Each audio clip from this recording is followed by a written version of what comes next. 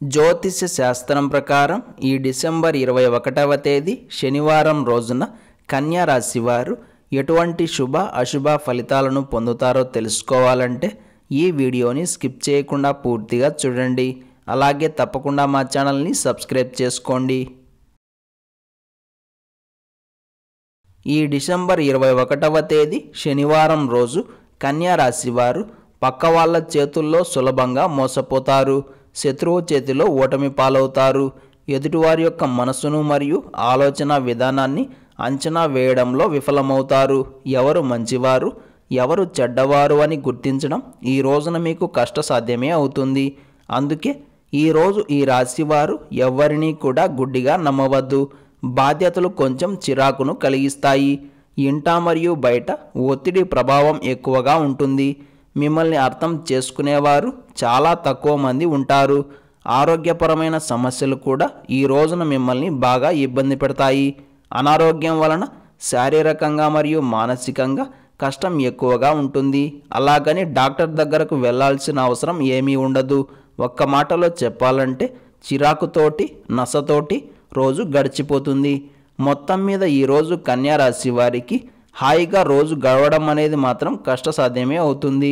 వృత్తి మరియు ఉద్యోగాల పరంగా పని వేళలు పెరుగుతాయి. ఒక్కోసారి ఏమాత్రం ఉపయోగం లేని పనులను కూడా చేయాల్సి వస్తుంది. అంతేకాదు ఇష్టం లేని పనులను కూడా చేయాల్సి రావచ్చు.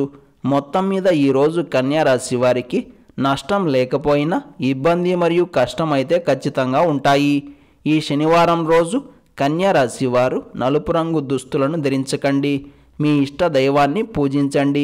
అలాగే శివకవచ స్తోత్రాన్ని పారాయణం చేయండి. ఈ శనివారం రోజున ఉన్నటువంటి దివ్యమైన తిథి షష్ఠి నక్షత్రం పూర్వ పాల్గొని నక్షత్రం. రాహుకాలం ఉదయం 9 గంటల నుండి 10 గంటల 30 నిమిషాల వరకు. యమగండం మధ్యాహ్నం 1 గంట 30 నిమిషాల నుండి 3 గంటల వరకు. అలాగే ఈరోజు యొక్క శుభ సమయాలు ఉదయం 10 గంటల 50 నిమిషాల నుండి 11 గంటల 50 నిమిషాల వరకు. మళ్ళీ సాయంత్రం 6 గంటల నుండి 6 గంటల 37 నిమిషాల వరకు. ఈ రోజు యొక్క పంచాంగం ప్రకారం పెళ్లి చూపులకు, నిశ్చితార్థాలకు, అగ్రిమెంట్లకు, మొక్కలు నాటడానికి, ఫిర్యాదులకు కాలం అనుకూలంగా ఉంది. ఈ శనివారం రోజు మీరు చేసే పనులు విజయవంతం కావాలన్నా, ఎటువంటి ఆటంకాలు ఇబ్బందులు లేకుండా ఉండాలన్నా మీ ఇష్ట దైవాన్ని ఆరాధన చేసి 11 తెల్ల పువ్వులను సమర్పించి దినచర్యను ప్రారంభం చేయండి. రోజంతా శుభప్రదంగా సాగుతుంది. అలాగే జై రామ జై జై రామ అంటూ ఆంజనేయ స్వామివారి చిత్రపటం ముందు కూర్చొని 108 సార్లు స్మరణ చేసిన మంచి ఫలితాలు ఉంటాయి. ప్రతి ఒక్కరూ ఓం కృష్ణాయ వాసుదేవాయ నమః అనే మంత్రాన్ని పదే పదే జపిస్తూ ఉండాలి.